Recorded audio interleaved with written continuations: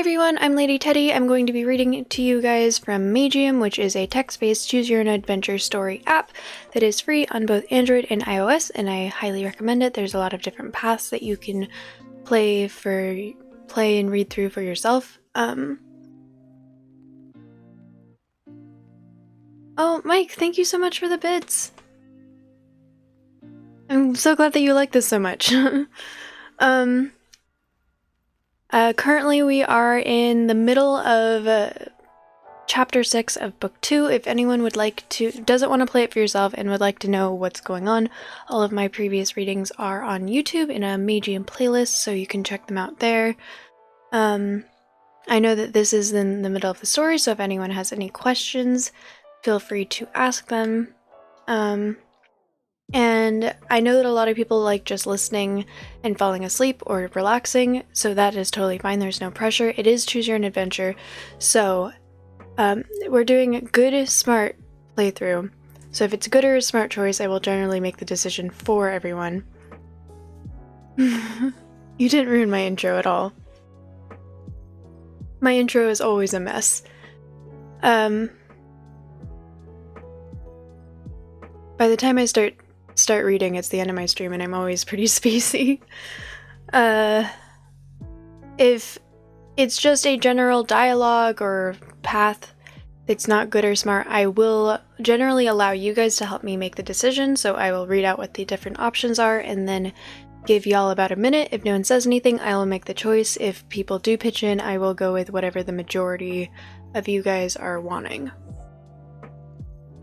So, without further ado, here I go.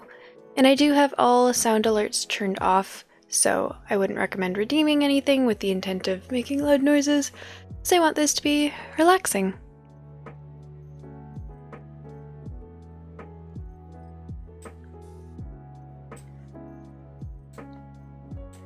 Can y'all see it?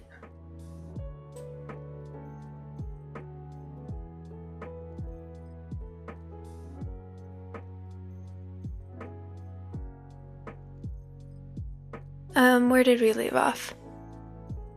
They got out of this arena, life or death arena. Now they agreed to kill the king of Allendor for this Stillwater girl named Melindra. And currently they're going to buy, they're like stocking up on stuff as they're preparing to leave to go on this adventure.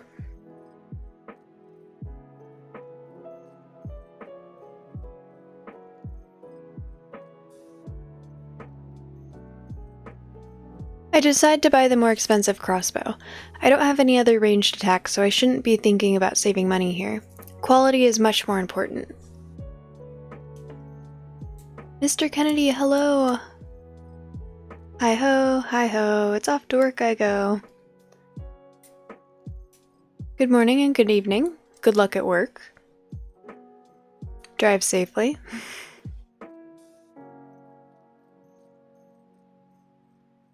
Once we're done buying, I decided to buy the more expensive crossbow. I don't have any other ranged attacks, so I shouldn't be thinking about saving money here. Quality is much more important.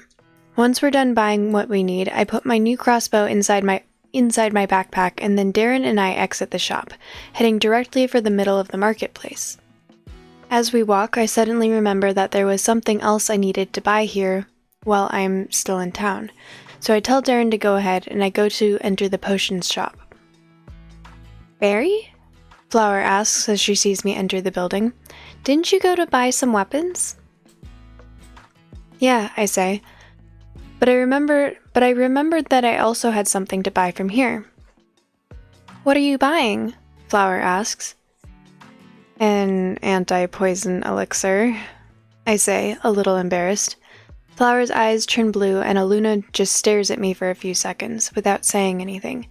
Remember to also get an anti-disease elixir while you're at it, Aluna says finally. They are more expensive than anti-poison ones, and they only work for certain easily curable illnesses. But still, it would be rather pathetic if you were to die from some Varathian disease after having survived the tournament for so long.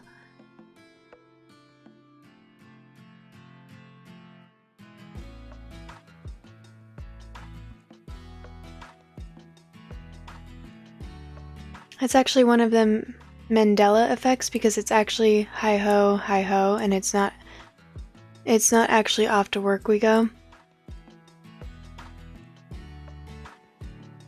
Wait, what do you mean? Have I been remembering this song from my childhood wrong my entire life? What's a Mandela effect? I feel like I should know this. Right? I paid the shopkeeper 10 coppers for the anti-poison elixir and a silver coin for the anti-disease elixir, and then I drink them both while I'm still inside the shop.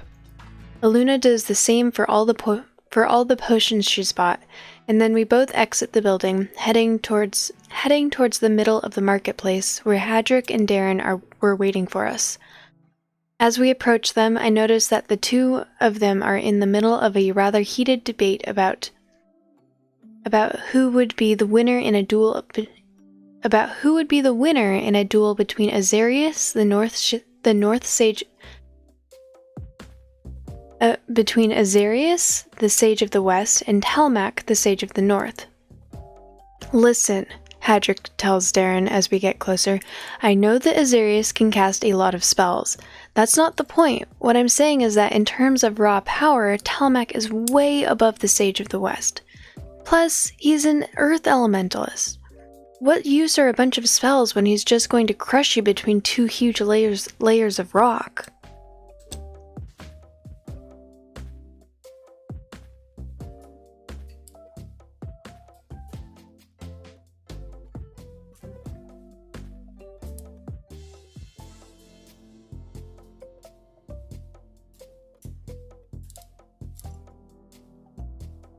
It's actually not that way. It's not hi ho, it's off to work we go. I mean, don't they say both?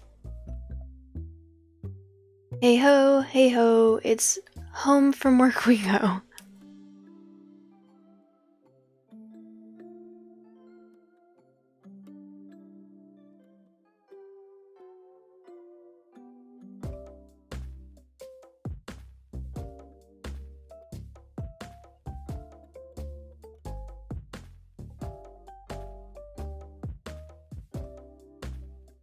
Hadrick, Darren says, I get that you're trying to take Telmac's side because he's a dwarf, and that's just not how things work in a magic duel. You can't win a fight through raw power alone. You need to have some versatility. As a generalist, Azarius can use spells of many different types, which makes his attacks a lot more unpredictable. Specialists will always be at a disadvantage when fighting against generalists for this reason. That's why I tried my best to master both enchantment and white magic during my lifetime.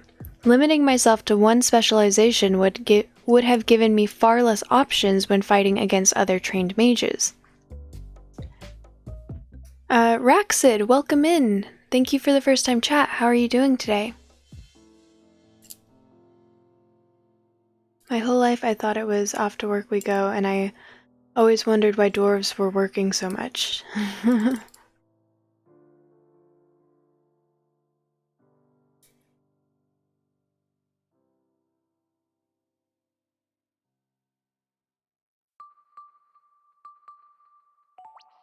Oh, come on, Hadrick says. It's not like Telmac can only cast earth magic.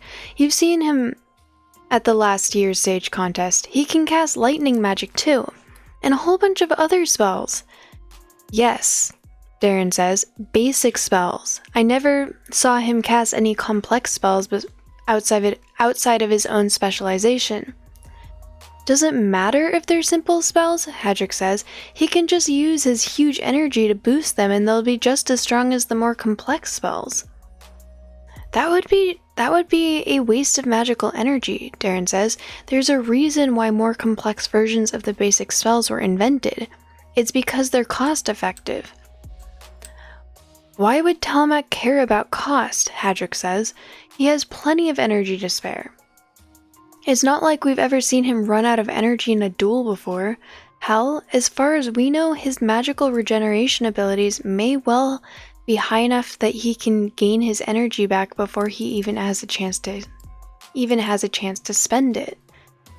Ugh, Darren says. Barry, can you believe this guy?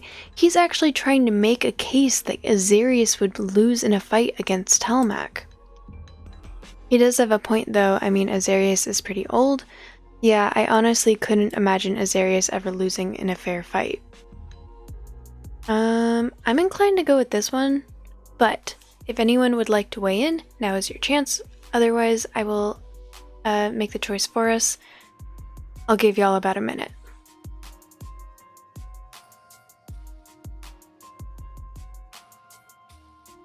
Doing okay, had a science test and you did well. Congratulations! Awesome!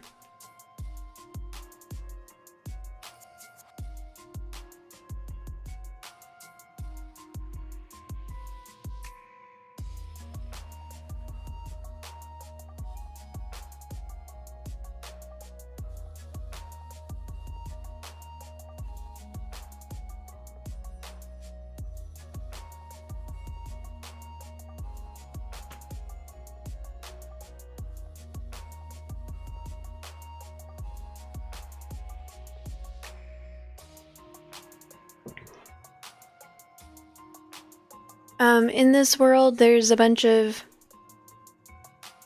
He uses voice to text.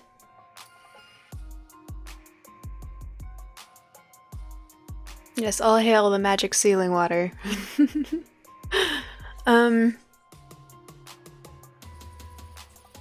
So in this world, there's like 4 continents plus Varathia, which is where they are right now. And on the main continent, so the northern, western, eastern, southern continent, they all have sages that win this tournament against all of the other... It basically means that they're the strongest mage on that continent. And so they're arguing whether Telmac, who is very powerful and has a lot of magical energy, would win against Azarius, who has less magical energy, but he's a generalist, which means he knows a lot of different complex spells. And Azarius has won for like the last 10 or 15 years or something like that. So he is older, but he has a lot more experience and a lot more spells to draw from.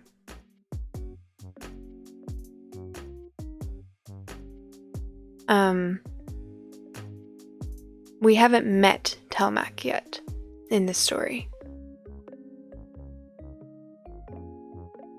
So it's like Harry Potter and Pokemon? Wait, what? No. What do you mean? No. I don't think so.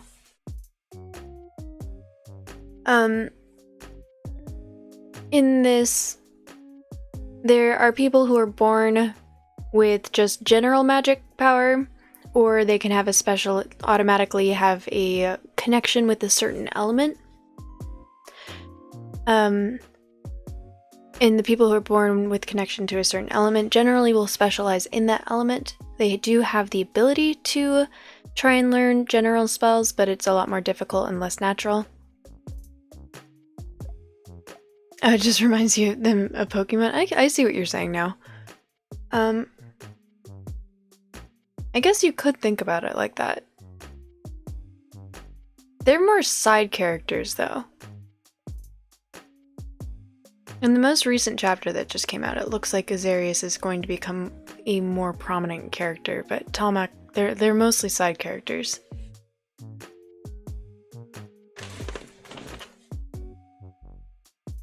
The goal of this, the main character's goal is to become a mage. Because he was not born with magical ability.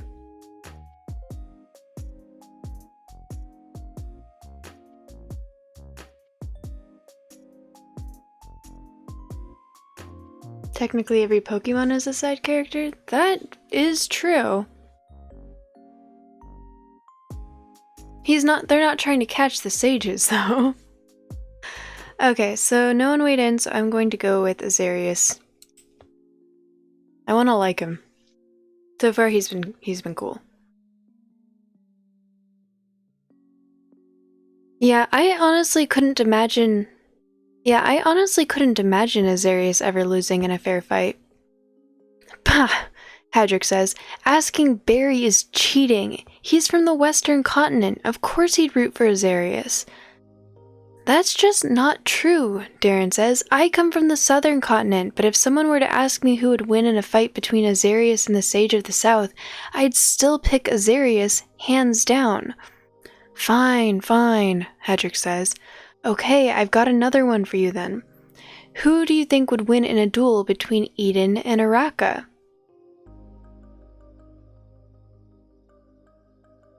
Didn't this fight already happen, though? I say, during the still winter, I mean. I'm pretty sure that Eden ripped Araka to shreds the last time they fought. Well, from what I've heard, Hadrick says, the last time they fought, it was Eden and the fox against Araka. So it was it was a 2-on-1 fight. Yeah, I say. But you're forgetting that Araka was also fused with some other Stillwater at the time. So it wasn't a 2-on-1 fight, it was a 2-on-2 fight. That's close enough to a duel for me. Like I said, Eden mopped the floor with Araka the last time they fought. You're so interested, I don't know why, this just usually isn't your thing. What do you mean? Like this type of story or being read to? It's a really cool story, and it is free on Android and iOS if you want to try it for yourself. I'm always interested in seeing what type of playthroughs people do. Well, I know that a lot of people just like listening to this because they like my voice for some reason. No one likes the sound of their own voice. But I really like this story. I'm glad that you're interested in it as well.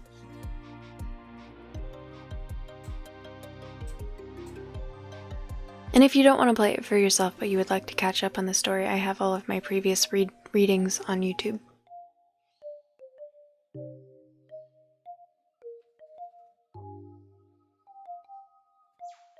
You like movies a lot more than reading? And yes, you know you're uncultured. I mean, in this day and age, having the attention span to read is a lot more uncommon than it used to be. So I'm not going to judge you for that. I used to read so much, and I'm really disappointed that my ADD has made it difficult for me to pay attention to books for long enough. Oh my gosh, thank you so much for the follow! I appreciate you! But I have noticed that being read to is different than trying to read on my own. Especially when I'm able to interact.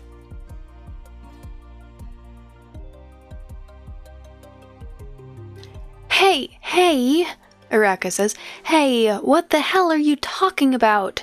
Nobody mopped the floor with anyone, and Therius doesn't count. He was a weakling. You can't even compare him with the Golden Fox, let alone Eden.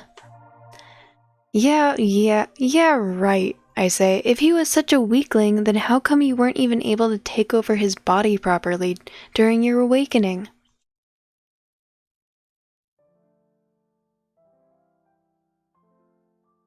My son does not have ADD, Pedro Pascal. I don't get the reference, I'm sorry. I am also uncultured.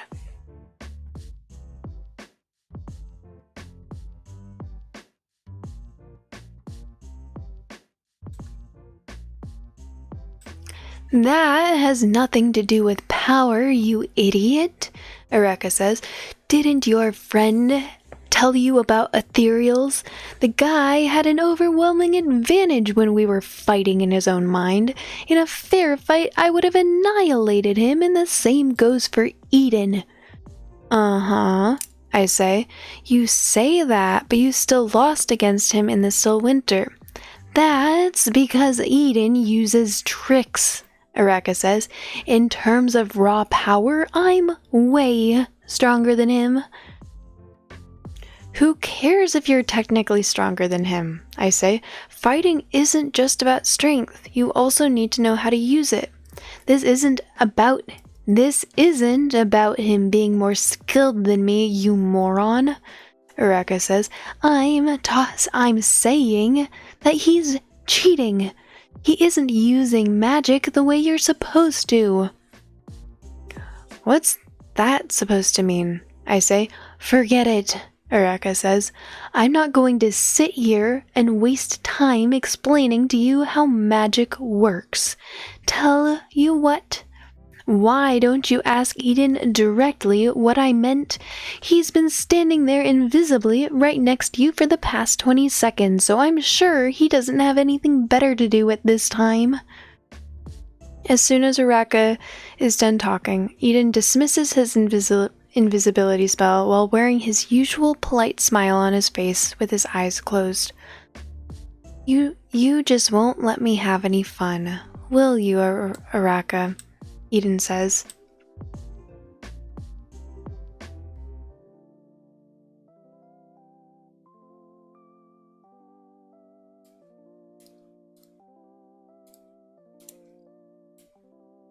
You feel like I could get a job with Audible, or if I were a bit louder, I could be a pretty good voice actor? Well, I'm trying to be quiet and soothing right now, but my voice does not get loud. I wouldn't mind trying to do that, but I can't do accents to save my life. And I feel like that's necessary. But I really appreciate you saying that. That means a lot. Thank you. I've been doing my best to get better at reading out loud. It was pretty rough at the beginning, I think.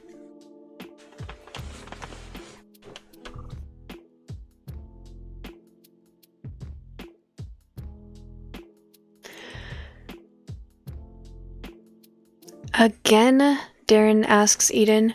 Good gods, what will it take for you to stop stalking us? There's no need to be so rude, Eden says, especially when I came all the way here only to congratulate you on your magnificent performance in the arena. Uh-huh, Hadrick says, not looking very convinced. You sure that's the only reason you came here?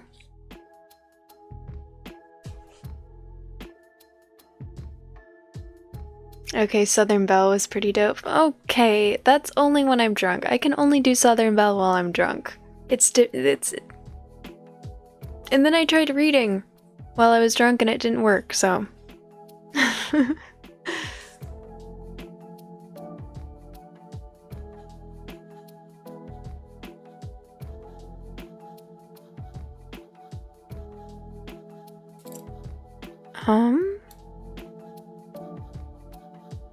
You fell asleep and woke up to this stream? Well, good morning.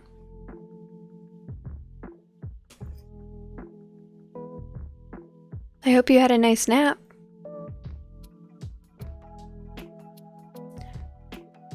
Uh-huh, Patrick says, not looking very convinced. You sure that's the only reason why you came here? See, Hadrick is supposed to have like a Scottish accent, but I can't do it. Now that you mention it, there was another reason, Eden says. You see, I couldn't help but notice that the direction in which you've been heading since you left the arena leads directly to the castle of Thilius. You wouldn't happen to be going there because King Golmick gave you some sort of a mission, would you? What are you talking about? Darren says, feigning ignorance. We're only going to the palace to get some papers. Oh? Eden says, his tone suggesting that he doesn't believe Darren at all. Well, in either case, I just wanted to let you know that if the king happens to give you a mission in some way tied to the well-being of the citizens of Thilius, you shouldn't really bother to complete it.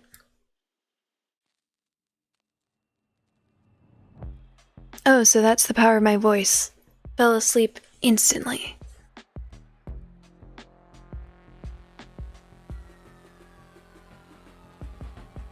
Why not? Darren says. Because the city of Thilius will not be around for much longer, Eden says, and neither will any of the other cities in Varathia for that matter. Wait, what? Darren says, but he's having trouble continuing his sentence. What are you saying? I'm saying that shortly before the end of this tournament, Eden says, there will be a calamity of such proportions that it will completely eradicate every single city on this island at the same time. And you're telling me this? And you're telling me that you're just going to stand idly by and watch it happen? Darren asks, shocked. What's wrong with you? Aren't you supposed to be the creator of this continent? Actually, that's a common misconception, Eden says. While the people of this land may call me the creator, the island of Varathia has been around for much longer than my lifespan. The only reason why the people started calling me the creator all those years ago was because they wanted someone to replace the old creator to symbolize the beginning of a new age. And they chose me to take this role because I was practically the founder of the new civilization that came after the Still Winter, together with the Golden Fox. Oh, and I think you might have simply slightly misunderstood what I said earlier. I will by no means stand idly by while this calamity occurs. In fact, the eradication of these cities will happen as a direct result of my own actions.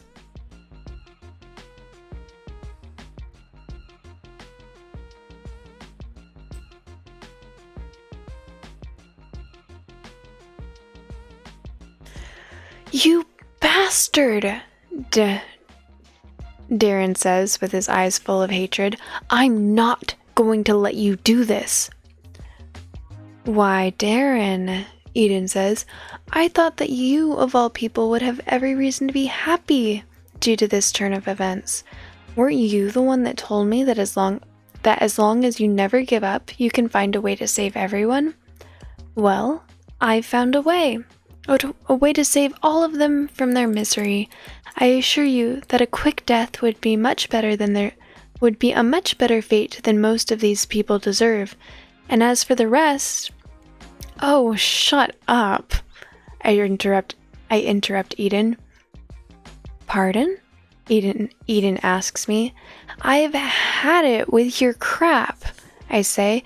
You're acting like a spoiled child throwing a tantrum. Whenever something doesn't go your way, you break all of the toys and make a mess of the playground, leaving the adults to clean up after you. You did the same thing with Ulmnar. Was blowing up a city your standard solution? Is blowing up a city your standard solution to everything? Every one of my friends, including Darren, are looking way too shocked at my sudden outburst to be able to say anything, and they're all just staring at me in disbelief. Eden is also looking directly at me, with his eyes closed, but his smile is now gone from his face. What are you getting at? Eden asks me calmly. I'm saying, I say, that there is no way you can just build an entire civilization like that almost by yourself, and then in the span of only a few hundred years, you simply stop caring about what happens to any of these people and you kill them off like it's nothing. This is just you refusing to admit your own mistakes. You failed. You had all the power in the world and you still couldn't achieve what you wanted. And instead of manning up and trying to fix things, what do? You just sweep it all under the rug and as if none of this was your fault, and then you decide to end everything by your own hand as if that would somehow make it better. Stop this already. You are only making a fool of yourself. I've heard just about enough of this, Eden says in a dismissive tone. You speak without even knowing the situation in which the other cities are in. Do you think that slavery and arenas are the real problems of Varathia? You have no idea what's going on in the other kingdoms. The levels to which some of these people have stooped are much lower than what you could ever imagine. So what? I say. Aren't you their leader? Isn't it the leader's job to make sure that his people don't go down the wrong path? How did you even manage to let it come to this? Did you just leave them all to organize themselves without even the least bit of intervention? Hell, Even I would have done a better job at keeping things under control, and I know nothing about politics. You're saying that you could have prevented this if you had my powers? Eden says. You, who could not even deliver a simple message? No, I say. I'm saying that I could have prevented this even if I had no powers at all. You, on the other hand, had all the powers you needed, but all you managed to do was make things worse. What was the deal with Almnar anyway? Did you think that by destroying that city, the fox would forgive you? Is that what you thought? Don't make me laugh. If you're seeking forgiveness, then how about you start by fixing everything you broke and not being such a damn coward? Once I finish my sentence, Eden frowns, and all of a sudden, everything around me freezes, just like that time when I first fought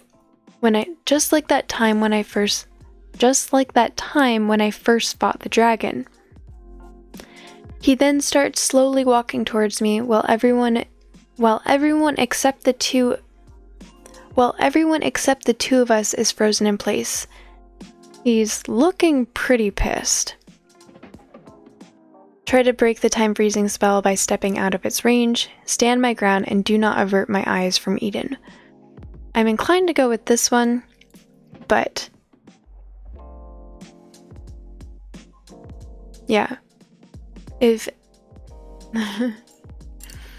anyone would like to pick the other option, now is your chance. Otherwise, I will be picking the second option in about a minute. Yeah.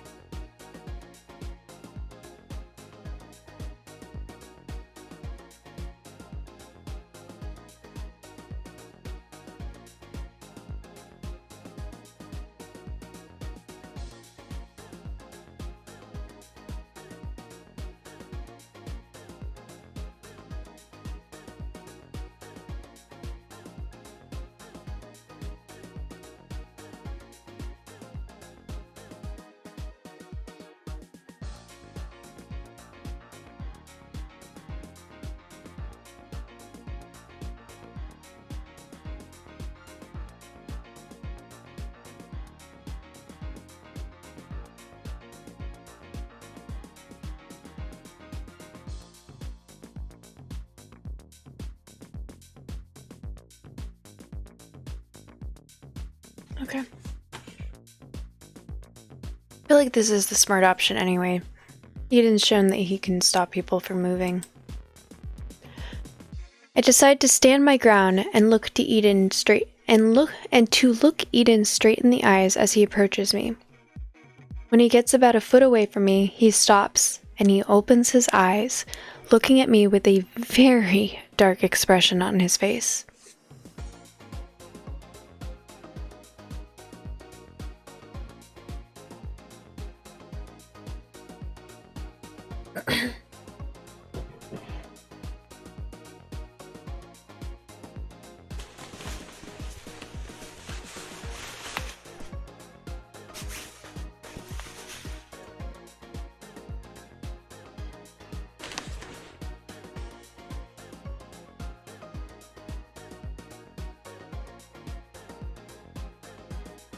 You know, Eden says, it's been a very long time since someone's made me this angry.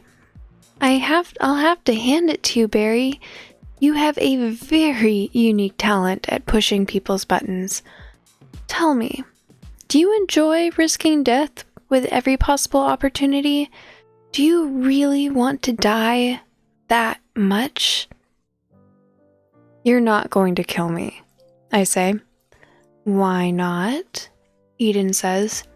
Because deep down, you know I'm right, I say. Everything I said about you was true. Otherwise, you wouldn't have gotten so pissed off about it. Killing me now would only serve to prove my point. And that's the last thing you want. You really do like to play with fire, don't you? Eden says. I think what makes me the angriest is the fact that you actually believe what you're saying. You actually believe that you would have been able to accomplish the impossible, to change human nature without even having access to any of my powers. Just what exactly is it that you are basing these claims on? I wonder. I'm basing them, I say, on the fact that I've already been trying to accomplish the impossible for the better part of my life. And unlike you, I have never even thought about giving up. I mean, look at me, damn it. Look at where I am. Who would be stupid or stubborn enough to go so far just for the sake of some childhood dream? And yet, here I am. I pause for a few seconds before I continue, but I keep looking Eden straight in the eyes during this time. I don't care about human nature, I say, and even after seeing how the people here are perfectly okay with other human beings getting treated like cattle, and after seeing how they consider people dying in the arena to be a form of entertainment, I think I've seen enough to know that things here need to change. And if you're no longer going to do it, then I will. I don't care if I have the power to do it or not. I will do it. I'm going to do everything that you couldn't do despite your immense powers, and then I'm going to come back and shove it all in your face. While I was talking, some of the anger has slowly vanished from Eden's eyes, and he now looks a bit calmer than before. I notice that he's been stretching his right arm to the side every once in a while. Ever since he stopped in front of me, but I have no idea for what reason. One of the benefits of being very good at reading auras, Eden says, is that you can tell at every point during a conversation not only if a person is lying, but also if they are hesitating in some way. From the fluctuations in their aura, the fact that you were neither lying nor being hesitant at any point during your speech just now is something that I find truly fascinating. Eden takes a few moments to consider his next words while he stretches his right arm to the side once more. Here's what I'm going to do, he says, as he closes his eyes again, and he slowly starts to walk back and forth over a distance of a few feet. Whether you want to or not, this tournament is going to require you visit a certain number of cities. You already know that you'll be visiting Galamir, and since you've met Melindra, I'm going to assume that you'll also be visiting Allendor soon enough. There may also be other cities depending on the tournament's organizers' depending on what the tournament's organizers prepare for the next rounds. I'm going to be monitoring your activity in these cities from afar to see how much you can manage to change in the short time you'll have at your disposal. If you will stay true to your words from earlier, and you will indeed make radical changes through your own powers, then I will personally give you the power required to stop the calamity that is threatening these cities. And afterwards, I will leave you to shape the fate of these kingdoms in whatever way you see fit. If this unlikely scenario truly comes to pass, then I will— By the gods! I shout, interrupting him. Arako is right! I can't believe it! You really are cheating! I beg your pardon? Eden says. I just realized why you've been stretching your right arm every so often since you cast the time freezing spell, I say. And also why you've been walking back and forth for the past 30 seconds. It's because of the warning message, isn't it? I also had access to that same time freezing spell back when you powered up my stat device, so I still remember how it works. You're not allowed to move more than a few feet from your original position, so if any part of your body goes over a certain boundary, you're going to get a warning message telling you that if you don't retreat in the next 10 seconds, your spell will get cancelled. And what makes you think that triggering this warning helps me in any way? Eden asks me. It helps you, I say, because whoever designed that spell never bothered to take the actual warnings into account when calculating the duration. As long as you don't go too far beyond the boundary, and you retreat at the end of the 10-second countdown, you can practically add 10 seconds to the duration of the spell every time you do this. And since the time limit of the spell has been added by design due to safety reasons and not due to technical limitations, you could probably lengthen the duration of the spell almost indefinitely if you're confident enough that you can keep it under control. So that's what Araka and Tyreth have been talking about all this time, when they said you were using tricks. It's not that you don't need to obey the laws of magic because you're too powerful. You're just taking advantage of technicalities to get around the rules, and you make it seem as if it was thanks to your power all along. You're using loopholes. While I do commend you for figuring this all out by yourself, Eden says, I really don't see how this could possibly help you with— It was the same with Darren, wasn't it? I say. That time when you put him to sleep despite all of his protections was also because you exploited some technicality, and not because your spell ignored the laws of magic.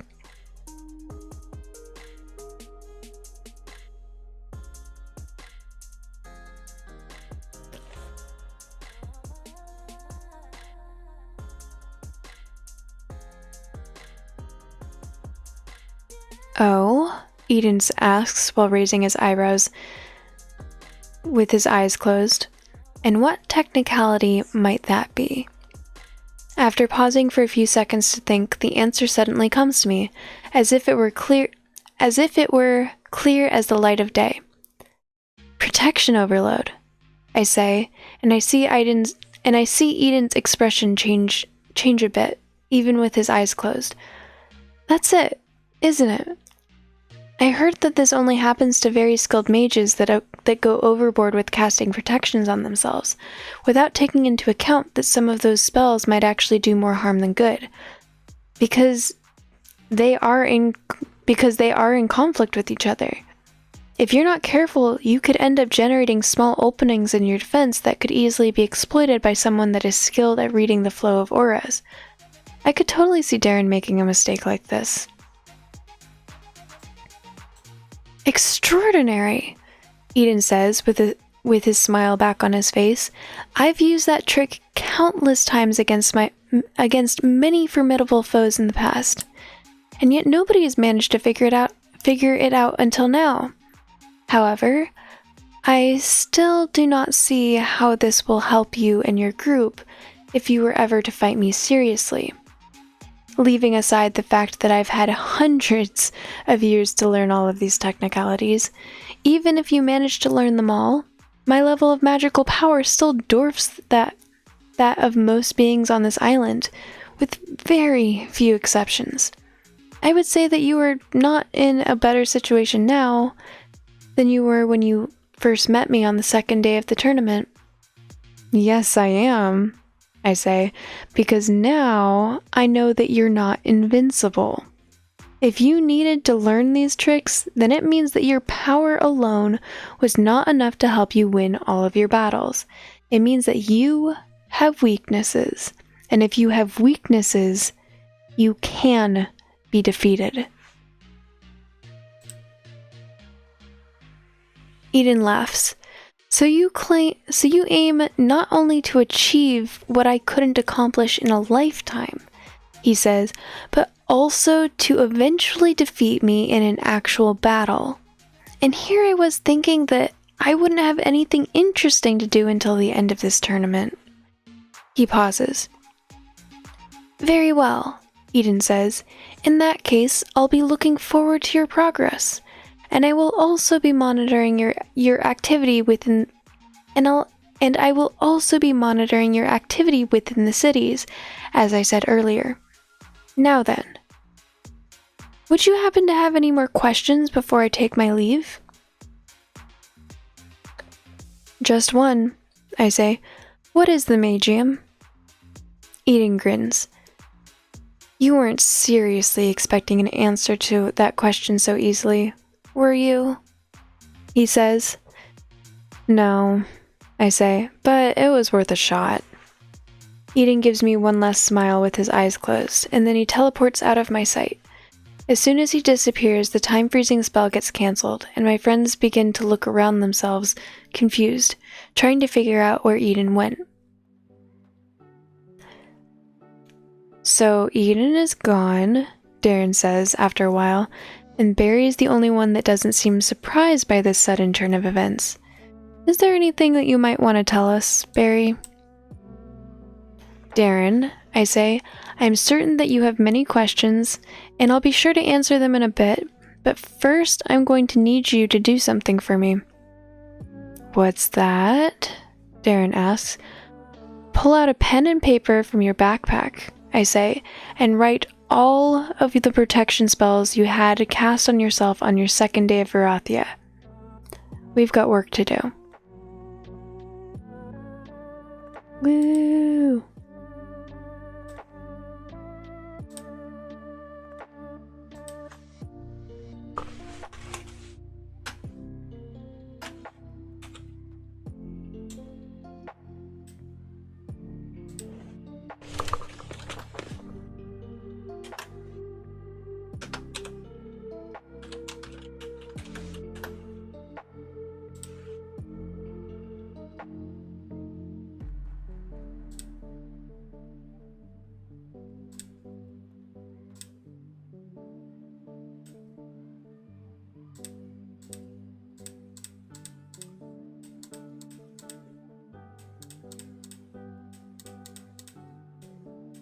I know I don't need to do these. And we're not even paranoid anymore. It's my OCD. Make sure it works. Okay.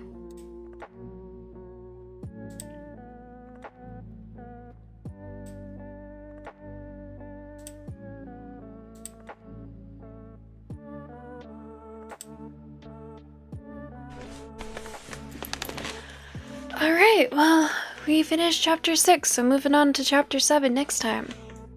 I hope that all of y'all enjoyed that. What's on here? Sorry, I'm getting very spacey now, in case y'all didn't notice.